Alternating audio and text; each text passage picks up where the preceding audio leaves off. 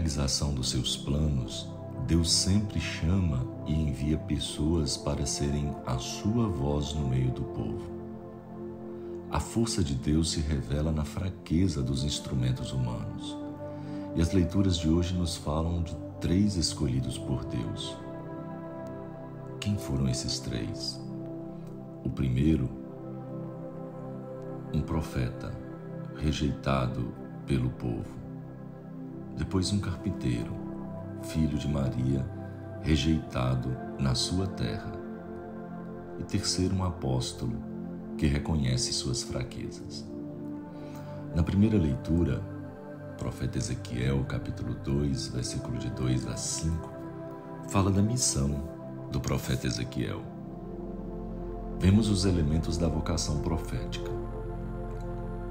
A iniciativa é sempre de Deus. O chamado é um filho de homem. A missão é ser a voz de Deus no meio do povo, a esperança aos exilados. Na segunda leitura, na segunda carta de Paulo aos Coríntios, capítulo 12, versículo de 7 a 10, Paulo fala da sua experiência, as dificuldades encontradas no seu apostolado. Paulo assegura aos cristãos de Corinto que Deus atua e manifesta seu poder no mundo através de instrumentos fracos e limitados. Deus garante a Paulo e a todos os que têm algum tipo de espinho: basta-te a minha graça, pois é na fraqueza que a força se realiza plenamente. No Evangelho segundo São Marcos, capítulo 6, versículo de 1 a 6, encontramos a experiência de Cristo. Jesus volta a Nazaré, sua terra, e ensina na sinagoga. O povo se admira da sabedoria e dos milagres, mas perplexo se pergunta: quem é este homem? Não é ele o carpinteiro, filho de Maria? Este Jesus não podia ser o Messias esperado. Eles esperavam um guerreiro como Davi, um sábio como Salomão, não um humilde carpinteiro. Eles os conhecia muito bem.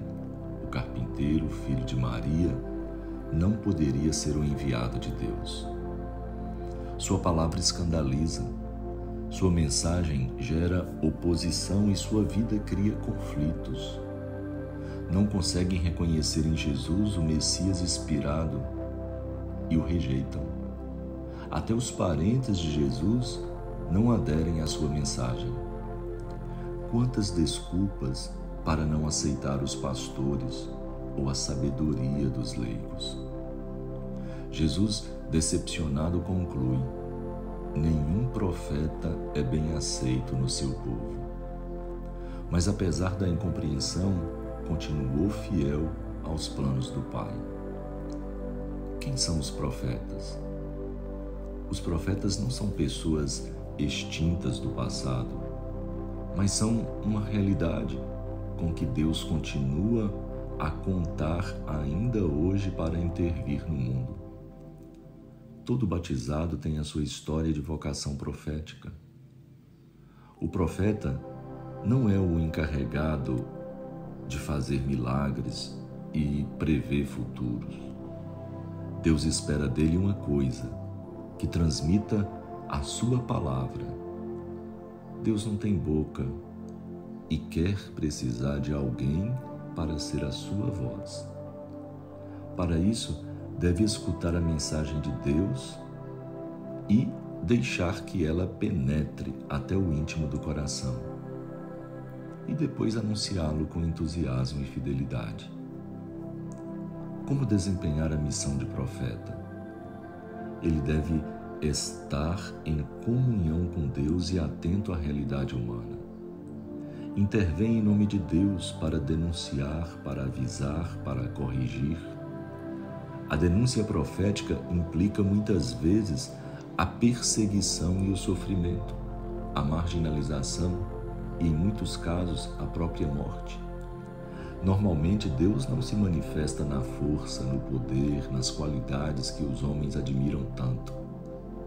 Ele vem ao nosso encontro na fraqueza, na simplicidade, nas pessoas mais humildes e despretensiosas. As nossas limitações humanas não podem servir de desculpa para não realizar a missão que Deus nos confia.